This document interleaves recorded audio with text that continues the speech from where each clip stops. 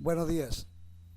Vamos a tratar un tema interesante dentro del campo de la psicología de la educación, denominada teoría del aprendizaje significativo y las estrategias para su alcance. Somos educadores, profesores universitarios. Mi nombre es Fernando Robert Ferrer Ortega, estudiante del quinto semestre de doctorado de Ciencias de la Educación de la Universidad Urbe de Venezuela. Y mi compañera, la presento. Buen día, mi nombre es Lucía Ferrell, soy psicóloga de profesión y soy magíster en psicología clínica de la salud. Y bueno, también al igual que mi compañero, estamos estudiando el doctorado en ciencia de la educación. Entonces, hoy en estos momentos vamos a trabajar pues sobre lo que es la teoría de aprendizaje significativo y pues las estrategias para su alcance. En ese sentido, para contextualizar la temática, inicialmente vamos a hablar sobre el contexto histórico en que se crea la teoría del aprendizaje significativo. Y bueno, ella nace a mediados del siglo XX, donde floreció la investigación sobre lo que es el aprendizaje principal dentro de la teoría conductista y las teorías del aprendizaje en sí, ejerciendo una gran influencia en lo que es la investigación y la práctica en esferas diferentes, tanto de la psicología como la educación. Sin embargo, ya alrededor de los años 70, el foco de la psicología empezó a cambiar de una orientación conductista a una orientación más cognitiva, y esto también se ve reflejado dentro del aula de clase. Bueno, sin embargo, en esa época, o en esta época también actualmente, se ve lo que es la preocupación por la mente y la forma en que funciona o cómo se maquina el pensamiento humano y cómo se fundamenta lo que es el propósito, cómo se da lo que es el proceso mental. Entonces, en la psicología científica se orienta más sobre la parte cognitiva, buscando más el centro de estudio en una variedad de actividades mentales y los procesos cognitivos básicos, como lo son la percepción, el pensamiento, la representación del conocimiento y la memoria. En ese sentido nace lo que son las teorías cognitivas, intentando dar explicación al proceso del pensamiento y a las actividades mentales que mediatizan lo que es la relación entre el estímulo y respuesta. Y obviamente nace también la parábola, o lo que podemos decir la representación, en que el cerebro del ser humano era comparado con el funcionamiento de un PC o de una computadora, dándole una analogía entre cómo funciona el cerebro humano o la mente humana. Y bueno, da entonces cabida a lo que son los procesos mediacionales y lo que son los procesos psicológicos básicos o los procesos cognitivos básicos. En ese sentido, el propósito de esta presentación en sí es, bueno, es buscar eh, discutir pues la teoría en sí que planteó David Paul Aswell, denominada aprendizaje significativo, y bueno, cómo le da un aporte a lo que es la educación y cómo se aplica en ella, y otros tipos de aprendizajes que existen y que también de alguna forma en su época dieron una gran aprendizaje, y de alguna forma dieron una visión de cómo se daba en el aula tradicional el aprendizaje memorístico. En tal caso, daba también una evidente eficiencia de aprendizaje en el aula. Sin embargo, Aswell entonces crea la teoría y trata de replantear pues el modelo tradicional que tenían las escuelas. Para poder entonces entender cómo se crea la teoría del aprendizaje significativo, debemos entonces hablar un poco sobre el autor del mismo. Entonces encontramos que David Atwell nació en Estados Unidos en el año 1918, es hijo de una familia judía, emigrante de la Europa Central. Se preocupa por la manera como se educaba en su época y especialmente en su cultura. Estudió en la Universidad de Nueva York, y esto originó y difundió la teoría de los aprendizajes significativos. De ahí derivó varios libros sobre psicología, y enfocada más que todo en la educación o psicología de la educación. Valora la experiencia que tiene el aprendizaje en su mente. Entonces, en ese sentido, hablamos que el aprendizaje significativo planteado desde Aswell es un proceso a través del cual una nueva información se relaciona con un aspecto relevante de la estructura del conocimiento del individuo. Y es un proceso que involucra una interacción entre la información nueva, o sea, por adquirir, y una estructura específica del conocimiento que posee el aprendiz, al cual Laswell ha llamado como concepto integrador. Es decir, que el niño llega al aula de clase con un conocimiento previo y que el educador de alguna forma coge o utiliza ese conocimiento previo para moldearlo bajo una situación que podría de alguna forma integrarlo y mejorarlo para que pueda adquirir con mayor significancia el nuevo concepto que va a aprender en el aula de clase o en la asignatura que le corresponde. Entonces, el aprendizaje significativo, por tanto, ocurre cuando la nueva información se enlaza a los conceptos o preposiciones integradas que existen previamente en la estructura cognitiva que aprende. Entonces, era como lo explicaba ahorita, entonces se explica a partir de esta teoría lo que es el almacenamiento de la información en el cerebro y cómo ese proceso se da a partir de un proceso que es organizado, el cual va a partir de unas jerarquías conceptuales donde los elementos más específicos del conocimiento se anclan a los conocimientos más generales o inclusivos, es decir, un proceso de asimilación. Partiendo de lo que habla o de lo que sustenta Laswell en este apartado, podríamos decir que tiene un gran soporte o una gran base con los conceptos previos que planteaba Piaget, en donde también habla sobre el proceso de asimilación y acomodación, en donde el niño, a partir de cada una de las etapas de desarrollo y la relación que tiene con el mundo circundante, él va a adquirir ciertos procesos cognitivos o aprendizaje que de alguna forma, a partir de los diferentes tipos de edades y la estimulación que puede tener, esos procesos mentales se van a adaptar y se van a acomodar a partir de cada uno de los estadios que tiene el ser humano. En este caso, pues los niños.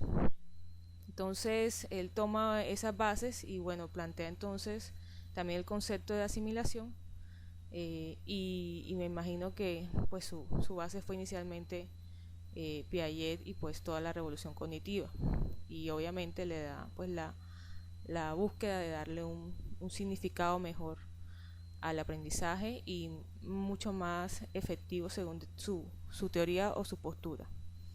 Bueno, en resumen entonces, a través de esta gráfica podemos visualizar en qué consiste y cómo se aplicaría el aprendizaje significativo, y básicamente requiere tres componentes, que es primero una motivación, segundamente un conocimiento previo y tercero la construcción de un significado. Entonces, para llenar una motivación o llevar a la motivación de un niño, inicialmente deberá poseer deseos por aprender significativamente. En segunda medida, pues, como decía o como plantea la teoría, debe tener unos conceptos previos que se debe relacionar con los nuevos aprendizajes y las ideas previas para que de alguna forma pueda anclarse mejor el conocimiento.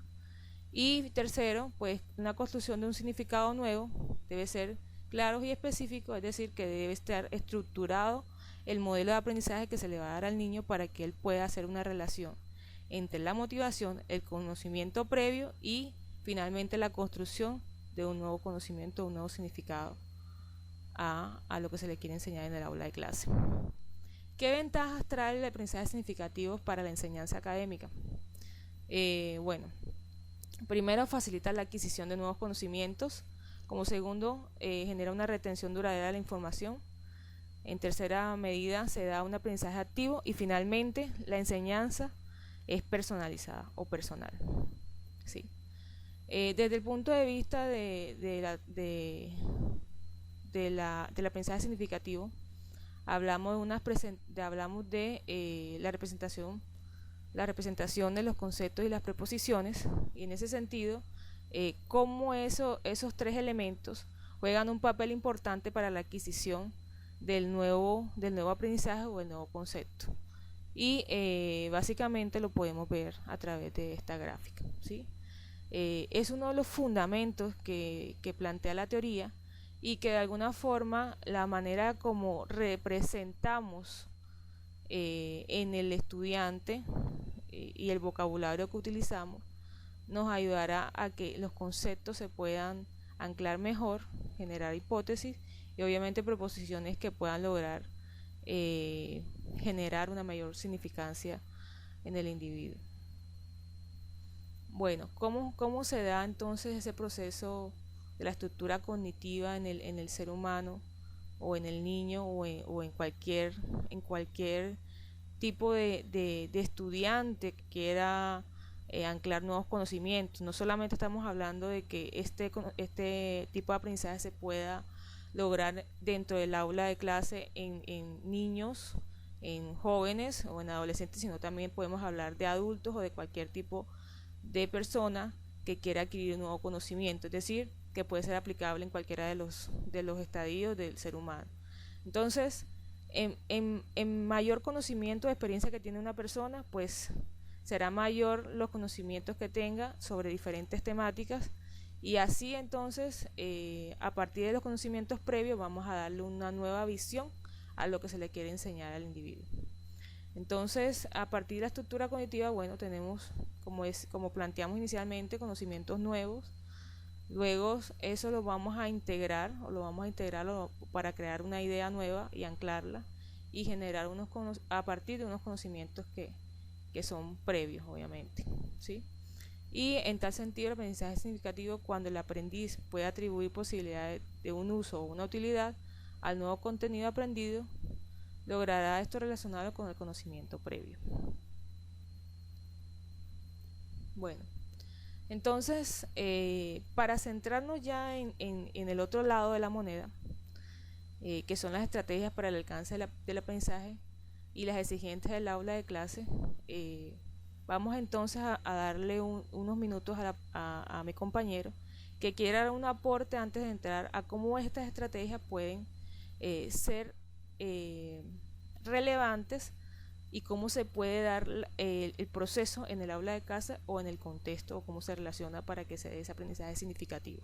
Entonces lo dejo con mi compañero.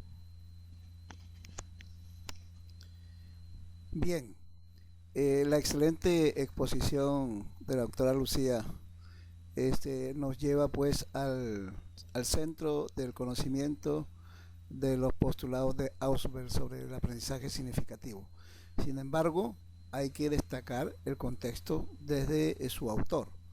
Desde el nacimiento de su autor, el lugar de nacimiento de su autor, y en la época más o menos de finales del siglo XIX y comienzos del XX en que desarrolló su teoría, hay que recordar que también surgían las escuelas psicológicas en ese tiempo, 1879 en adelante, y sobre todo las teorías del funcionalismo y del conductismo que estaban vigentes en esa época y en plena discusión.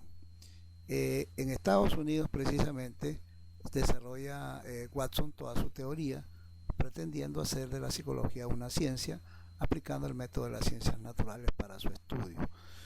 Y por supuesto, uno de los postulados centrales de Watson fue que el comportamiento humano se aprenden las emociones, se aprende el lenguaje, se aprende todo tipo de comportamiento.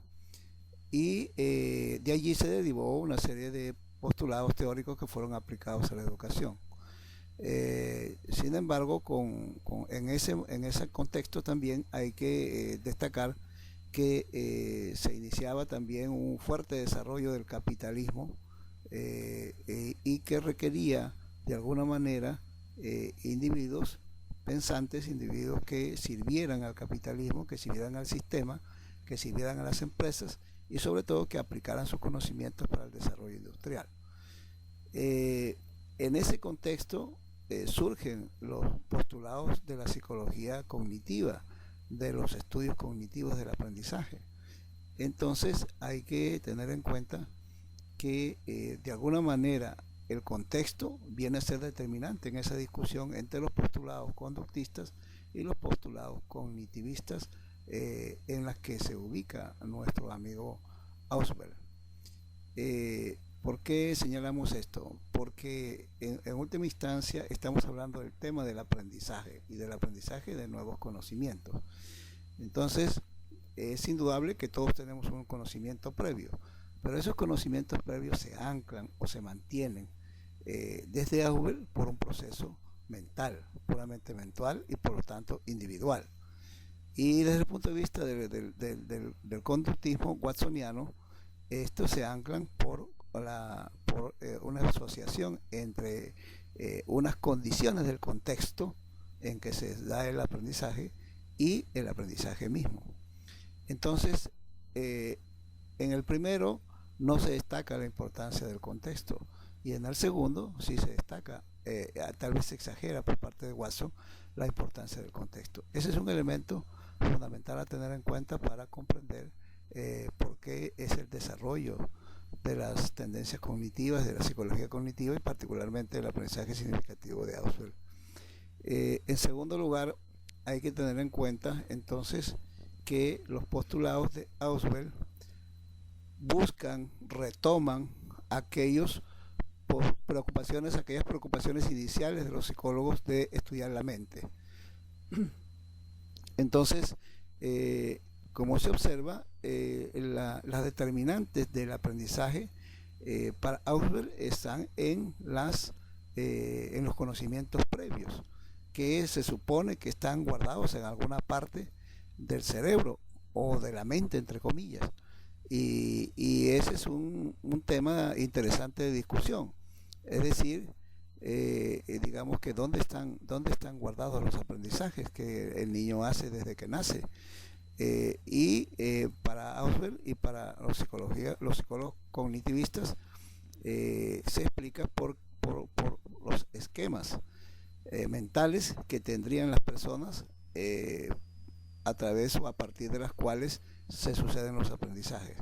Así lo postulaba Piaget cuando hablaba de sus esquemas y sus estadios del aprendizaje, y señalaba que por procesos de asimilación y acumulación se aprendían los niños en diversos momentos. A diferencia de Piaget, Ausubel no estaba de acuerdo con el aprendizaje por descubrimiento que enfatizaba Piaget.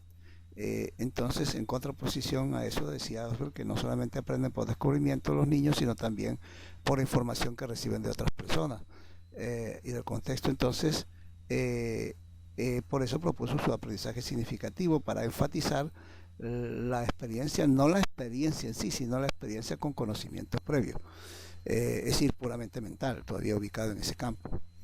Entonces, ese es otro factor que hay que tener en cuenta para entender un poquito el contexto en que se desarrolló este postulado de aprendizaje significativo.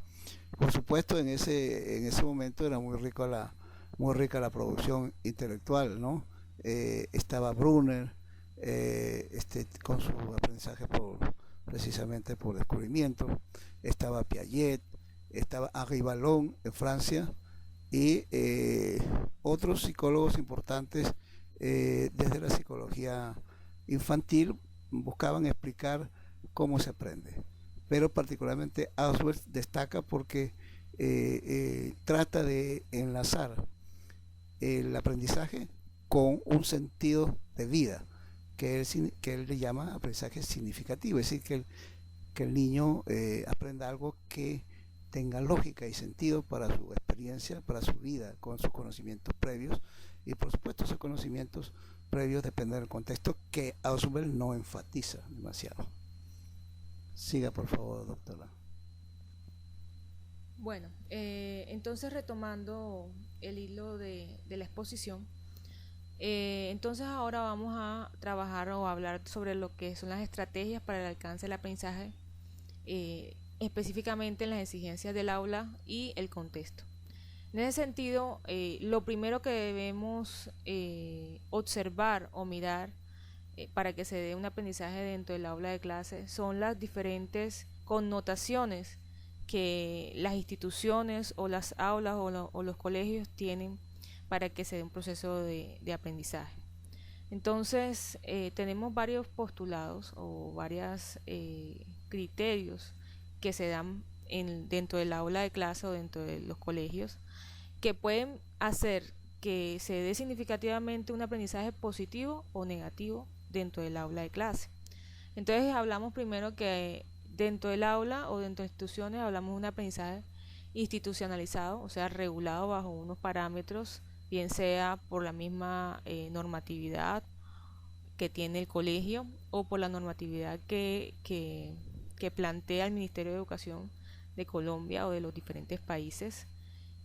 Segundo, tenemos un aprendizaje descontextualizado, es decir, que en el colegio por lo general se enseñan unos aprendizajes que no están ligados a la vida cotidiana, sino simplemente se dan unos conocimientos básicos que deben tener y que no son útiles o no le den la utilidad o no le dan la utilidad al estudiante para que él pueda enlazarlos con cosas de la vida cotidiana y poder tener mayor motivación a la hora de querer aprender diferentes temáticas. Tercero, se realiza en un grupo o en una clase que tal vez no sea la más amena, y en algunas aulas el contexto también no pueden ser los más adecuados porque de pronto no tienen las diferentes aulas o las características de aulas de clases con las mínimas exigencias que puede tener una adecuación escolar, y eso se ve en algunas de las aulas, no solamente de Colombia, sino en algunas otras aulas de América Latina. Entonces también eso puede ser un factor que podría determinar lo que es el aprendizaje significativo. Entonces se suponen también distintos niveles de intercambio dentro del aula de clase, cambios positivos o negativos que pueden llevar a que el estudiante tenga un mayor aprendizaje de un proceso, bien sea de diferentes asignaturas, y que de alguna forma puedan ser significativos para el resto de su vida. También vemos entonces que se produce en una compleja red de comunicaciones y negociaciones el intercambio, es decir, que no solamente dentro del aula de clase vemos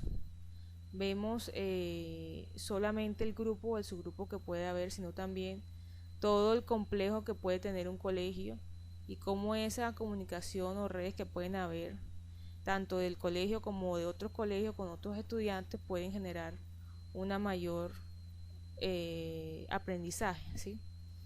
Entonces también vemos que está regulado por necesidades de supervivencia, es decir, que tanto el profesor como el estudiante se ve sometido a la evaluación y al control de los supervisores, para parte del docente, pues del supervisor, es decir, del rector, del coordinador, etcétera, ¿sí? Y para el parte del estudiante se ve pues obviamente que si no pasa la asignatura tiene que reprobar, y entonces eso le implica otra clase de problemáticas en su casa y en su vida personal. Entonces también se puede decir que se ve como algo de supervivencia. Y como último tenemos entonces que está regulado por la tarea y por las formas de participación que el docente y la escuela proponen, o sea, una escuela tradicional. Entonces, para que se pueda dar pues un aprendizaje significativo dentro del aula de clase, se deben tener en cuenta todo lo que la institución educativa contempla, tanto de la parte física como de la parte ambiental, los tipos de estudiantes que también que se manejan, es decir, un aula pública no será igual a una aula de educación privada, y bueno, también los preconceptos que puede tener el docente. Y finalmente eso lo podemos mirar a partir de esta frase que tenemos en líneas azules que dice: comprender la vida del aula es un requisito previo para evitar que la intervención del docente esté plagada de arbitrariedades o de excesos de voluntarismo que de alguna forma pueden coaccionar el aprendizaje del estudiante. Seguidamente, entonces, desde el punto de vista del aprendizaje significativo, las estrategias que plantea, o para que se den las estrategias de aprendizaje, se necesita entonces desde el punto de vista de Ashworth y de su postura. Se debe mirar entonces cómo se da el aprendizaje en la escuela, mirando precisamente los factores que aquí miramos, que son primero las categorías interpersonales, es decir, todas las variables,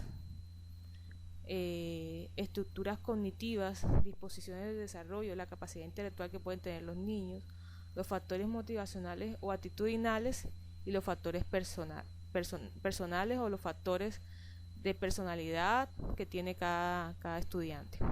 Entonces, eso inicialmente. Y como segundo, las categorías situacionales, es decir, cómo se da la práctica de la enseñanza, el ordenamiento de los materiales de la enseñanza, ciertos factores sociales y de grupo y las características obviamente del profesor. Bien, todos estos dos factores o estas dos categorías se pueden asociar o se pueden conjugar como categorías cognitivas o factores intelectuales y afectivos sociales que van a determinar de alguna forma que se dé un aprendizaje positivo y significativo dentro del aula de clase. Entonces, podemos plantear a partir de los factores que hoy en día pues se ve mucho dentro de las aulas de clase lo que es el aprendizaje memorístico, y tiene una gran diferencia entre el aprendizaje significativo, que en teoría pues desde lo que plantea Aswell pues tiene mayor anclaje en los conocimientos del estudiante. Entonces, como podemos ver, ¿sí? A través de esta filmina podemos mirar que el aprendizaje significativo primero clarifica la relación entre los conceptos, luego lo hace a través de audios tutelares que diseña previamente, y luego esto se desarrolla a partir de una investigación científica que se puede dar de alguna forma dentro del aula de clase. Mientras que el aprendizaje memorístico o repetitivo se da a partir de una temática particular, en este caso podría ser las tablas de multiplicar, se da a través de una conferencia magistral o básicamente se trabaja así, aplicando fórmulas para resolver muy puntuales y con soluciones de rompecabezas, ensayo y error, pero que no generaría de pronto un proceso relevante. Entonces, la diferencia básica que hay entre el aprendizaje significativo y el memorístico es básicamente lo siguiente. El aprendizaje significativo tiene que ver más que todo con la incorporación sustantiva no arbitrada y no verbalizada, ¿sí? Y tiene un esfuerzo deliberado por relacionar los nuevos conocimientos con conceptos de nivel superior, más inclusivos ya existentes en la estructura cognitiva, es decir, buscar conocimientos anteriores, generarles nuevos y mejorarles y anclarles nuevos conocimientos. Tercero, relacionar con experiencias, hechos u objetos para que se genere la significancia. Y cuarto, una implicación afectiva para relacionar los nuevos conocimientos con aprendizajes anteriores y que haya una disposición positiva hacia el aprendizaje. Todo esto logrará que pues la adquisición del aprendizaje sea más fácil, rápida y utilizar estructuras previas y que genere esto en un menor tiempo. Mientras que por el otro lado el aprendizaje memorístico lo que nos plantea es que es una incorporación no sustantiva, es arbitrada, es verbalizada con nuevos conocimientos, es decir, que es una exponencia magistral, ningún esfuerzo por integrar nuevos conocimientos con conceptos ya existentes en la estructura cognitiva, no tiene relación con experiencias u hechos u objetos y no genera ninguna implicación afectiva para relacionar los nuevos conocimientos con aprendizajes anteriores. Por lo anterior, entonces mi compañero les va a hacer un comentario sobre esta temática. Bueno, yo quiero comentar al respecto lo siguiente. Hay muchas observaciones y énfasis en la diferenciación entre el aprendizaje significativo y el aprendizaje denominado por algunos memorístico. En primer lugar, cabe señalar que es importante memorizar los conocimientos. El aprendizaje sin memoria no es aprendizaje. Entonces, no hay que convertir esto en un mito, ¿no? De que la memoria no sirve. Por supuesto que sirve. Y los conocimientos sirven. Tanto sirven que el mismo Auswell lo resalta con otro nombre. Él señala, por ejemplo, dice que es necesario, después de estos procesos de aprendizaje significativo, los conocimientos se deben anclar, se anclan. y esas anclas sirven como imanes para que nuevos conocimientos se sigan anclando. ¿Eso qué es? No es sino memoria. Entonces, no hay que ser tan digamos que mecánico en decir que el aprendizaje memorístico impedía un buen aprendizaje y que el aprendizaje significativo es la panacea. Ni lo uno ni lo otro. No es significativo si no lo tiene en la memoria. Y un aprendizaje que está en la memoria y que no tiene significación para la vida tampoco es útil y también desaparece muy pronto, ¿no? Tal vez eso sucede con nuestros estudiantes cuando se van de vacaciones y regresan.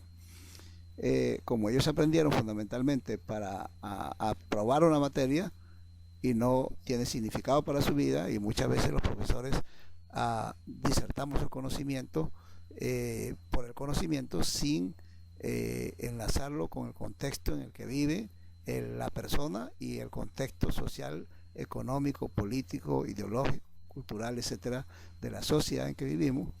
Entonces se aprende mucho, digamos que se olvida mucho más rápido cuando retornan de las vacaciones. Entonces se trata pues de ambas cosas, ¿no? Un aprendizaje significativo no significa que no haya que memorizar. La memoria es importante. El ser humano va memorizando todo lo que ve, todo lo que escucha, todo lo que hace. Y por supuesto hay cosas más significativas que otras que se guardan con mucha más importancia, por aquellas que son significativas para la vida, que son positivas para la vida, que ha tenido distintos nombres, depende de los distintos autores, ¿no?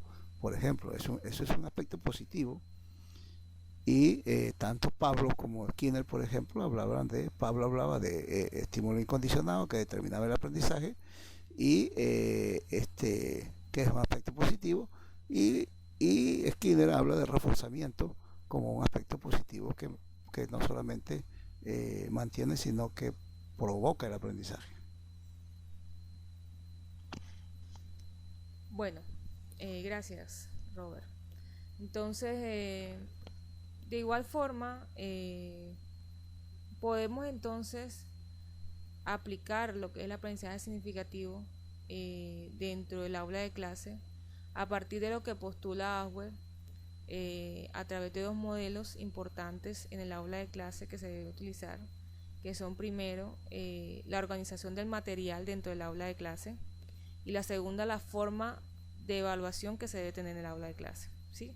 Y ya aquí estamos hablando en lo que sería la práctica del aprendizaje significativo dentro del aula de clase, es decir, cómo serían las implicaciones de ese proceso de aprendizaje dentro del aula de clase a través de un aprendizaje significativo. Entonces, luego que ya el docente tiene organizado el material que va a trabajar con los estudiantes y cuál va a ser su forma de evaluación, entonces tomaremos en cuenta que esa organización tiene que ser jerárquica de conceptos constituyentes de la estructura cognitiva. La organización de las lecciones y la organización del material cumple con una función muy importante y debe tener en cuenta dos elementos fundamentales, que son la selección de conceptos y la metodología, ¿sí?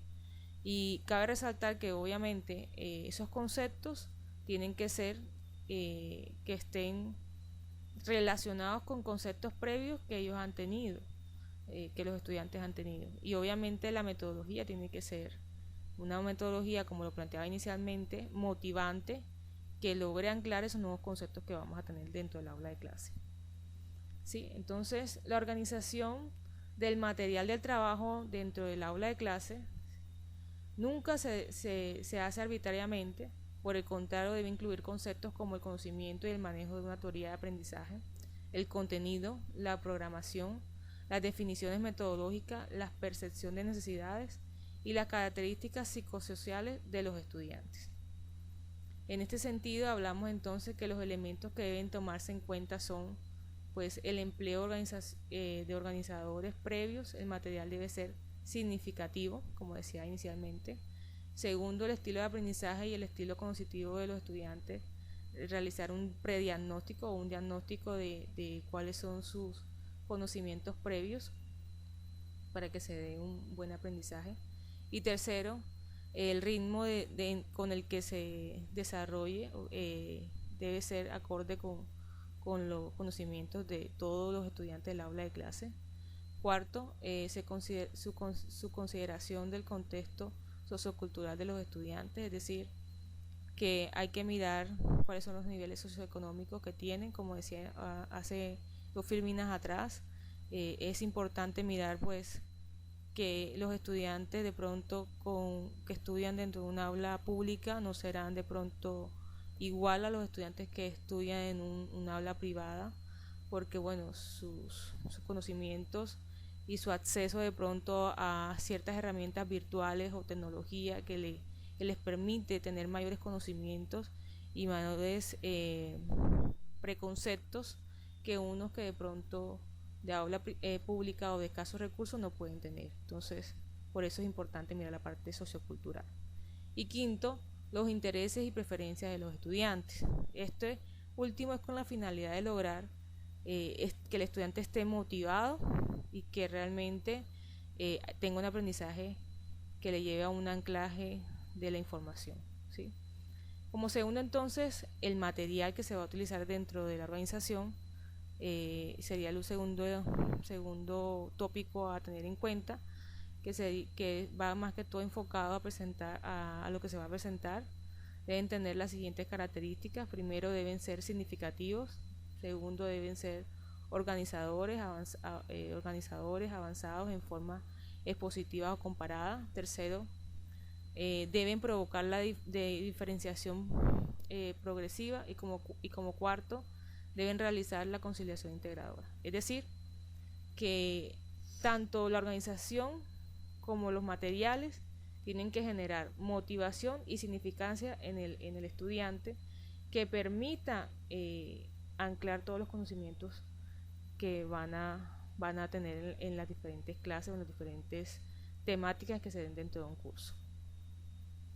Bueno, entonces, con respecto a lo que el aprendiz debe ser capaz de reproducir una vez que haya dado el aprendizaje significativo, Ashworth señala lo siguiente. Primero, el aprendiz deberá probar lo que comprendió. Segundo, deberá estar en capacidad de reproducir las ideas centrales. Tercero, debe estar en capacidad de pensar sobre lo que se le enseñó. Cuarto, el aprendizaje mostrará las estrategias cognitivas que desarrolló para solucionar problemas. Es decir, que aquí vamos entonces no solamente a quedarnos con que el estudiante aprendió un concepto, sino que también ese concepto lo podrá enfocar tanto en un momento como a futuro, ¿sí? Y que de alguna forma va a perdurar a través de las diferentes pasar de los años. Y de alguna forma podemos ver también que el modelo de Ashworth, a partir de lo que aquí se aplica, podríamos ver también lo que se llama el modelo de competencias y cómo esas competencias se dan a partir del proceso significativo dentro del aula de clase. Finalmente, entonces, viene la segunda parte de la aplicación del modelo de Ashworth, que sería la evaluación, y tiene 2 aspectos, ¿sí? La evaluación formativa y la evaluación por dominio. Cuando hablamos de evaluación formativa, hablamos que es un proceso permanente de control de lo aprendido y se evaluará si ha logrado comprender e interiorizar el conocimiento. Considera que este tipo de evaluación puede lograrse a través de preguntas, pidiendo a los aprendices que expliquen las relaciones o simulen experiencias, por medio de la indagación, solicitarle que resuelvan un caso o un problema, ¿sí? Dependiendo de la asignatura. Y segundo, la segunda evaluación, que es por dominio, y esta va más enfocada en definir si el aprendiz ha logrado alcanzar una adecuada asimilación de los conceptos básicos de un tema en estudio. Es decir, cada aprendiz se evaluará con un criterio personal y una norma. Según Ashworth, recomienda realizar esta evaluación de una manera constante. Se puede hacer a través de revisiones diarias, la observación, la incorporación de una situación prevista para ver si logró la comprensión del proceso. Entonces, son 2 tipos de evaluaciones que plantea Ashworth, pero que las dos se deben aplicar dentro del aula de clase y que de alguna forma muestran primero de manera global el aprendizaje y de manera particular en el día con día, en el aula de clase, que el chico aprendió o desarrolló la competencia, se podría decir, del modelo de competencia que se plantea en esta temática. Bueno, entonces, para terminar, o de alguna forma queremos entonces plantear nuestro punto de vista con respecto a la teoría de Aswell, haciendo referencia a algunos aspectos básicos o críticos sobre la teoría del aprendizaje significativo. Y bueno, para esta temática lo dejo entonces con mi compañero, quien expresará entonces algunas ideas generales sobre lo que es aprendizaje significativo y cómo de alguna forma hay otras teorías que también podrían generar también aprendizaje en el individuo y no necesariamente tiene que ser significativo, sino que de alguna forma se dan otros procesos de aprendizaje que no se dan a partir de estos teóricos. Entonces, aquí lo dejo con mi compañero. Bien, algunas cosas ya lo hemos ido comentando. Es interesante toda la propuesta de Aswell. Es un avance para el conocimiento del aprendizaje desde el punto de vista del aprendizaje cognoscitivo o cognitivo. Es importante destacar que dentro de las grandes teorías del aprendizaje, Aswell se ubica dentro de la teoría de procesos y no dentro de los enfoques de resultados. Me explico, los enfoques de procesos ponen énfasis en los procesos mentales o los esquemas que explicarían por qué y cómo aprende el individuo o la persona, suponiendo que existen algunos esquemas que se van elaborando desde que el niño nace en el transcurso de su desarrollo y de su experiencia.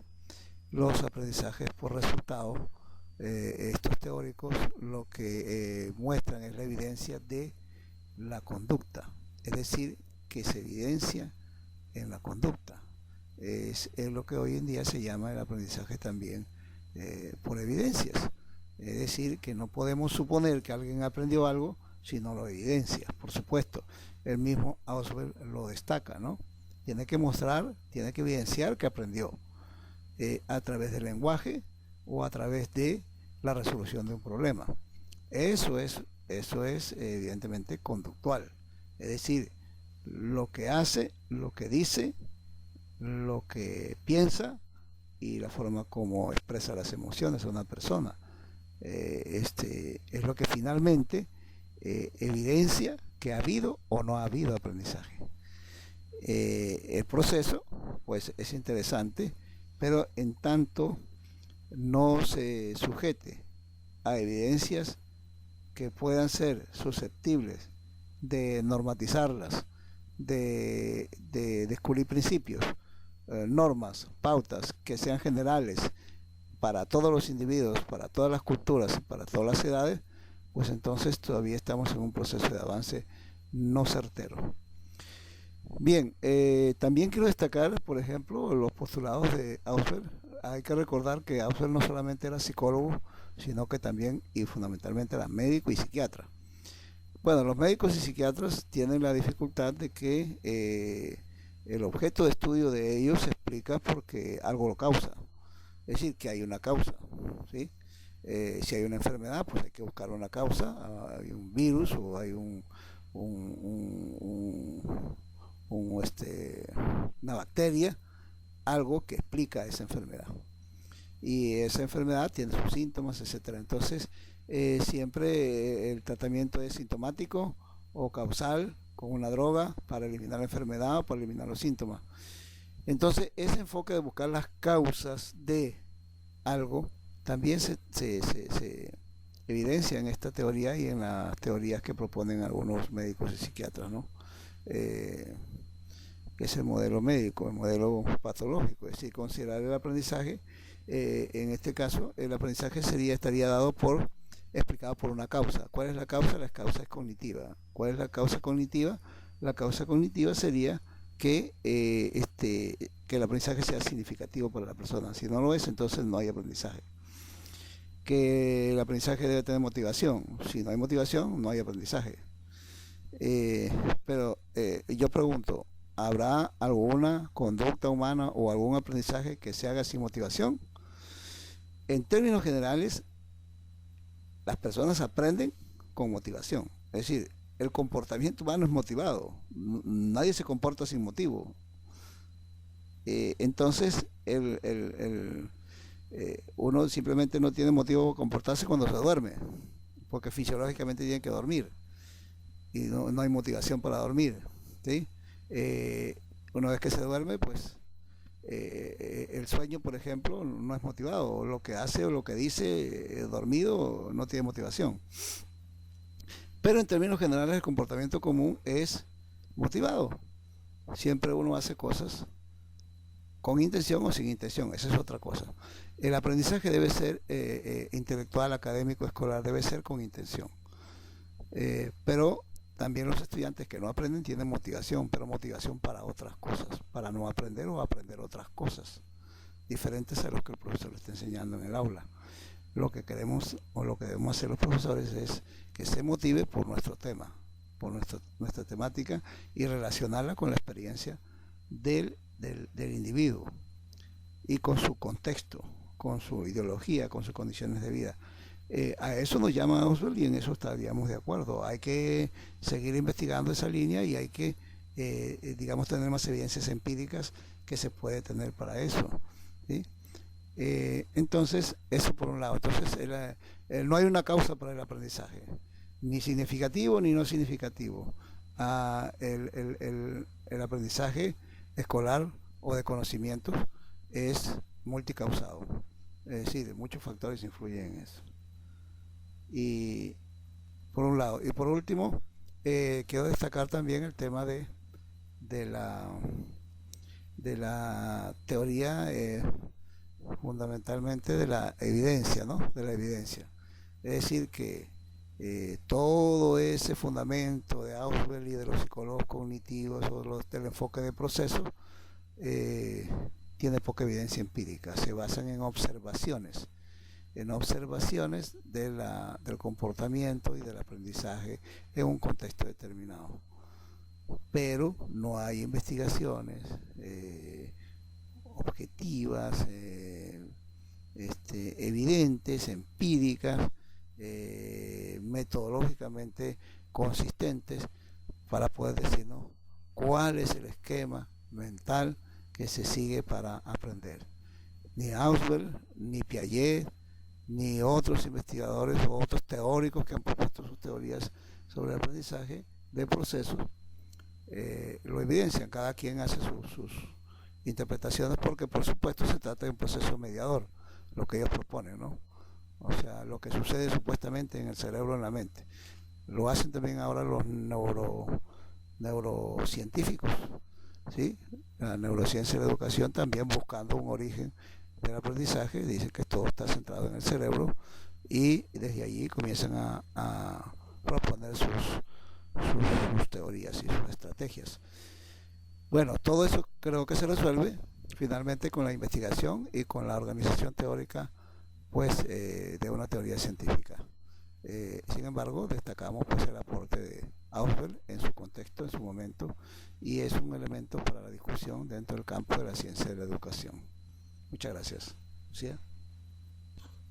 Bueno, muchas gracias por su atención y bueno, quedamos atentos a cualquier comentario o inquietud que quieran hacer referente a nuestro video. Fue un placer haber estado aquí y con estas últimas aportaciones que dio mi compañero, damos como terminado nuestra exposición.